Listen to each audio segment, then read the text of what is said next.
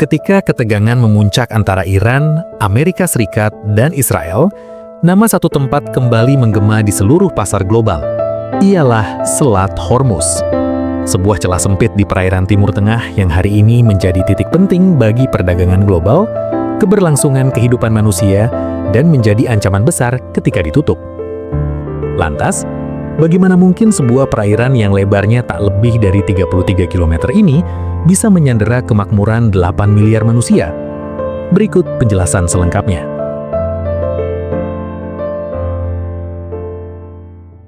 Secara geografis, Selat Hormuz adalah sebuah choke point atau titik sempit yang menghubungkan Teluk Persia di sebelah barat dengan Teluk Oman dan Laut Arab di sebelah timur. Tepatnya wilayah Musandam yang merupakan eksklave Oman. Nama internasionalnya adalah Strait of Hormuz. Lokasinya terjepit di antara dua negara yang memiliki ideologi dan kepentingan yang sangat bertolak belakang, Iran di sisi utara dan Oman di sisi selatan. Lebar selat ini di titik tersempitnya hanya sekitar 33 km. Namun, jalur pelayaran efektifnya jauh lebih sempit lagi, hanya beberapa kilometer untuk masing-masing arah kapal. Yang perlu dipahami adalah jalur pelayaran yang aman untuk kapal-kapal tanker raksasa jauh lebih sempit dari itu. Di sisi utara, Iran memiliki garis pantai panjang yang menghadap langsung ke selat ini. Karena adanya bebatuan dan kedalaman air yang bervariasi, kapal-kapal besar harus melewati jalur navigasi yang lebarnya hanya sekitar 3 km untuk setiap arah, dengan zona penyangga selebar 3 km diantaranya. Artinya, ruang gerak kapal-kapal ini sangat terbatas. Di sisi selatan, Oman dan sebagian wilayah Uni Emirat Arab juga berbatasan dengan jalur perairan strategis ini. Lalu, siapa sebenarnya yang memiliki kedaulatan atas perairan ini? Berdasarkan hukum laut internasional atau UNCLOS, Selat Hormuz terdiri dari laut teritorial Iran dan Oman. Tidak ada perairan internasional di tengahnya. Namun, karena ini merupakan selat yang digunakan untuk navigasi internasional, kapal-kapal dari seluruh dunia memiliki hak transit passage atau hak lintas transit yang tidak boleh dihalangi selama mereka tidak melakukan tindakan yang mengancam negara pesisir. Namun, realitas geopolitik membuat penguasaan praktisnya sangat dipengaruhi oleh Iran karena posisi geografisnya yang dominan serta kemampuan militernya di kawasan tersebut. Iran tidak pernah meratifikasi UNCLOS secara penuh. Teheran berpendapat bahwa mereka memiliki hak untuk mengatur, bahkan menutup akses jika keamanan nasional mereka terancam. Di sisi lain, semenanjung Musandam yang merupakan eksklave milik Oman menjorok tajam ke selat tersebut, memberikan posisi strategis bagi Oman untuk memantau lalu lintas. Secara praktis, Iran memegang kendali militer paling dominan melalui Korps Garda Revolusi Islam atau IRGC, yang menempatkan pangkalan cepat, misil pesisir, dan ranau laut di sepanjang garis pantai utara yang panjang. Inilah mengapa Selat Hormuz sering disebut sebagai pedang di leher dunia yang dipegang oleh Teheran. Iran memiliki pangkalan naval dan instalasi militer di sepanjang garis pantainya yang menghadap selat ini. Garda Revolusi Iran kerap melakukan patroli dan latihan militer di perairan sekitar. Dengan misal anti kapal, kapal cepat, dan ranau laut pula lah, Iran memiliki kapasitas untuk mengganggu atau bahkan menutup lalu lintas di selat ini jika konflik besar terjadi. Disinilah paradoks muncul. Jalur ini terbuka bagi dunia, namun bisa dipengaruhi oleh dinamika politik satu negara.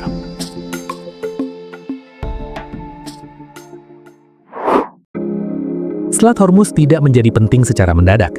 Ribuan tahun lalu, bangsa Sumeria, Babilonia, hingga Kekaisaran Persia sudah menggunakan jalur ini sebagai urat nadi perdagangan. Jalur ini menjadi bagian penting dari rute perdagangan antara India, Persia, dan Jazirah Arab. Nama Hormuz sendiri berasal dari sebuah kerajaan kuno di kawasan tersebut yang pernah menjadi pusat perdagangan penting. Pada abad ke-15 dan 16, bangsa Eropa mulai menyadari potensi strategisnya.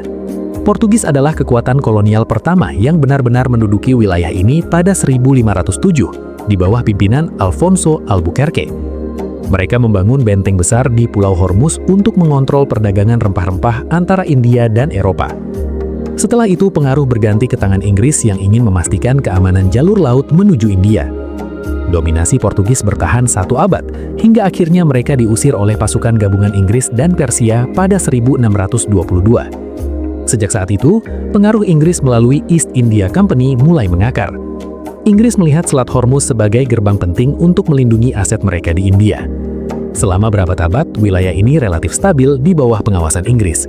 Hingga akhirnya Inggris menarik diri dari Timur Suez pada 1971. Memasuki abad ke-20, arti strategi Selat Hormuz melonjak drastis seiring ditemukannya cadangan minyak besar di kawasan Teluk Persia. Negara-negara seperti Saudi Arabia, Kuwait, Irak, Uni Emirat Arab, dan Qatar mulai mengekspor minyak dalam jumlah besar. Dan hampir semua ekspor tersebut harus melewati Selat Hormuz. Di era modern, ketegangan mulai meledak pasca revolusi Iran 1979, yang menggulingkan Syah dan membawa rezim baru yang berseberangan dengan Amerika Serikat. Selat Hormuz mulai menjadi alat tekanan politik. Dalam Perang Iran-Irak 1980 sampai 1988, terjadi apa yang dikenal sebagai Tanker War, di mana kedua negara menyerang kapal-kapal tanker minyak yang melintasi Teluk Persia. Amerika Serikat pun turun tangan melalui operasi Earnest Will untuk mengawal kapal-kapal tanker dan menjaga stabilitas jalur energi. Sejak saat itu, setiap ketegangan antara Iran dan Barat hampir selalu diiringi ancaman penutupan Selat Hormuz. Dalam beberapa dekade terakhir, insiden penyitaan kapal tanker, serangan drone, dan manuver militer rutin menjadi bagian dari dinamika kawasan ini. Sejarah Selat Hormuz adalah sejarah tentang gesekan antara kepentingan global dan kedaulatan lokal yang tidak pernah benar-benar padam.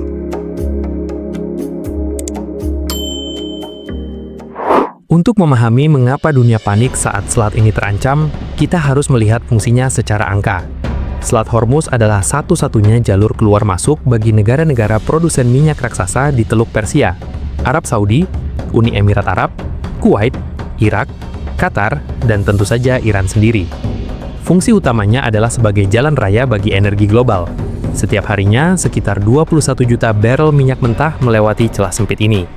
Untuk memberi Anda perspektif, itu adalah sekitar 20% hingga 30% dari total konsumsi minyak bumi dunia setiap harinya. Tanpa aliran ini, industri di China akan berhenti, kendaraan di Jepang tidak bisa berjalan, dan pemanas rumah di Eropa akan mati. Selain minyak mentah, Selat Hormuz juga merupakan jalur utama bagi gas alam cair atau LNG. Qatar sebagai salah satu pengekspor LNG terbesar di dunia, sangat bergantung pada selat ini untuk mengirimkan energinya ke pasar global. Bukan hanya komoditas energi, selat ini juga menjadi jalur masuk bagi barang-barang konsumsi, peralatan industri, dan bahan pangan bagi negara-negara teluk yang kaya, namun memiliki keterbatasan sumber daya alam non-minyak. Singkatnya, Selat Hormuz adalah jantung dari sistem perdagangan energi terintegrasi yang jika berhenti berdetak, akan menyebabkan kegagalan sistemik pada ekonomi global. Negara-negara eksportir utama di Teluk Persia seperti Arab Saudi, Irak, Kuwait, dan Uni Emirat Arab sangat bergantung pada jalur ini. Meskipun beberapa negara telah membangun pipa alternatif untuk mengurangi ketergantungan pada Selat Hormuz, kapasitasnya masih belum mampu menggantikan sepenuhnya volume ekspor yang biasa lewat selat tersebut. Selain energi, Selat Hormuz juga menjadi jalur perdagangan barang lainnya. Kapal-kapal kontainer, kapal kargo curah, hingga kapal militer melintasi jalur ini setiap hari. Dengan demikian, fungsinya bukan hanya sebagai urat nadi energi, tetapi juga sebagai jalur logistik global.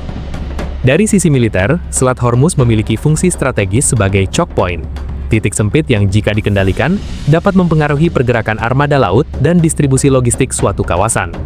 Karena itu, Amerika Serikat menempatkan armada kelima Angkatan Lautnya di kawasan Teluk untuk menjaga stabilitas dan kebebasan navigasi.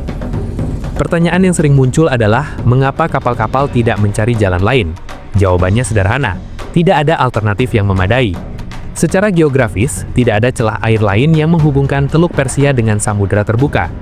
Meskipun ada beberapa jaringan pipa minyak yang dibangun oleh Arab Saudi dan Uni Emirat Arab untuk mengalirkan minyak ke Laut Merah atau Teluk Oman melewati Selat Hormuz, kapasitas pipa-pipa tersebut sangat terbatas. Pipa-pipa ini hanya mampu mengangkut sebagian kecil dari total volume minyak yang biasanya melewati laut.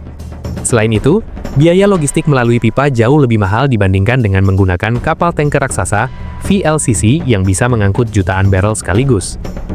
Pentingnya Selat Hormuz bagi pelayaran dunia dapat dipahami dari konsep choke point dalam geopolitik maritim.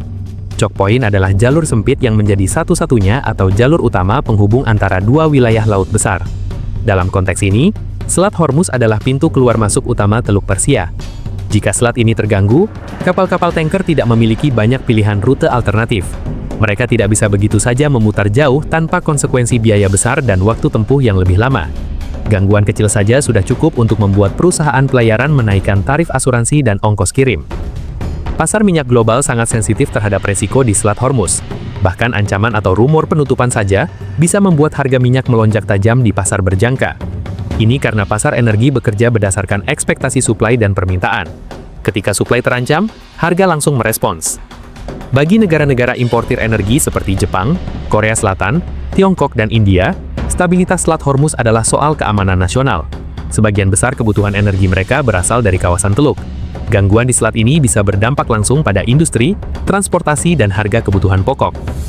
Pentingnya selat ini juga terletak pada kedalamannya. Jalur pelayarannya cukup dalam untuk dilewati oleh kapal-kapal tanker terbesar di dunia yang memiliki draft sangat dalam. Jika jalur ini ditutup, kapal-kapal tersebut tidak bisa begitu saja berbelok. Mereka akan terjebak di dalam teluk atau terpaksa tidak beroperasi, yang menyebabkan kelangkaan armada secara global. Inilah yang membuat Selat Hormuz menjadi titik mati bagi rantai pasok energi dunia. Siapapun yang menguasai atau mampu menghentikan arus di sini, secara efektif memegang kendali atas harga energi global.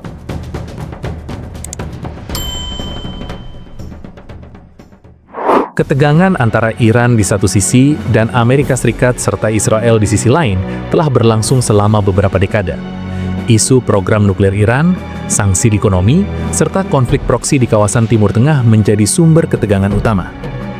Dalam skenario konflik terbuka, termasuk serangan udara atau serangan terhadap fasilitas militer dan nuklir Iran, Teheran berulang kali menyatakan bahwa mereka dapat menutup Selat Hormuz sebagai bentuk pembalasan. Penutupan ini bisa dilakukan melalui penanaman rancau laut, pengerahan kapal militer, atau serangan terhadap kapal tanker. Ketika ketegangan meningkat akibat serangan atau operasi militer, pasar langsung bereaksi. Harga minyak dunia bisa melonjak tajam, bahkan sempat diproyeksikan menembus angka ekstrim jika penutupan berlangsung lama. Perusahaan pelayaran global juga mulai mempertimbangkan untuk menghindari jalur tersebut demi keselamatan kapal dan awaknya. Situasi yang kita hadapi hari ini adalah puncak dari ketegangan yang telah menumpuk selama bertahun-tahun. Ketegangan geopolitik mencapai titik didih ketika serangkaian serangan udara besar-besaran diluncurkan oleh Israel dengan dukungan logistik dan intelijen dari Amerika Serikat terhadap fasilitas-fasilitas strategis di Iran. Target serangan tersebut mencakup fasilitas pengayaan nuklir, pangkalan rudal balistik, dan infrastruktur minyak utama Iran. Serangan ini dipicu oleh kekhawatiran yang mendalam mengenai kemajuan teknologi nuklir Iran serta pengaruh milisi pro-Iran di kawasan Timur Tengah yang dianggap mengancam eksistensi Israel. Namun, pemicu utama yang membawa kita ke ambang kiamat ekonomi adalah kematian pemimpin tertinggi Iran, Ali Khamenei, yang terjadi di tengah kekacauan serangan tersebut. Kematian tokoh sentral ini menciptakan kekosongan kekuasaan sekaligus konsolidasi kemarahan di internal Garda Revolusi Islam atau IRGC. Sebagai tindakan balasan yang bersifat asimetris, Teheran mengumumkan penutupan total Selat Hormuz. Iran menegaskan bahwa jika mereka tidak bisa mengekspor minyak karena fasilitasnya hancur, maka tidak ada satu tetes minyak pun yang boleh keluar dari Teluk Persia. Kapal-kapal raksasa milik perusahaan pelayaran dunia kini terpaksa mematikan transponder mereka, berputar balik, atau bersandar di pelabuhan-pelabuhan aman menunggu ketidakpastian yang mencekam. Dampak dari penutupan Selat Hormuz terasa seketika dan menghancurkan. Reaksi pertama terlihat di pasar komoditas. Harga minyak dunia langsung melonjak secara irasional. Dari harga stabil di kisaran 70 hingga 80 dolar per barel, harga minyak meroket melampaui angka 200 dolar per barel hanya dalam hitungan hari. Ini adalah rekor tertinggi sepanjang sejarah manusia. Karena minyak adalah komponen biaya dasar untuk hampir semua barang dan jasa, kenaikan harga minyak yang gila-gilaan memicu inflasi global. Harga pangan melonjak karena biaya transportasi dan pupuk yang berbasis gas naik tajam. Nilai tukar mata uang di negara-negara berkembang merosot tajam terhadap dolar AS karena permintaan dolar meningkat untuk mengamankan pasokan energi yang makin mahal. Bagi kita di Indonesia, penutupan Selat Hormuz adalah ancaman nyata terhadap stabilitas domestik. Meskipun Indonesia adalah produsen minyak, kita adalah importir neto minyak mentah dan BBM. Penutupan selat ini berarti pasokan BBM subsidi terancam terputus atau harganya harus dinaikkan ke level yang tidak terjangkau oleh masyarakat. Selat Hormuz bukan sekadar nama dalam peta geografi. Ia adalah sebuah jalur sempit yang dikelilingi oleh gurun dan bebatuan, namun memegang kunci atas kemakmuran atau kehancuran ekonomi global. Peristiwa yang terjadi antara Amerika, Israel, dan Iran hari ini mengingatkan kita bahwa keamanan energi bukanlah sesuatu yang bisa dianggap remeh.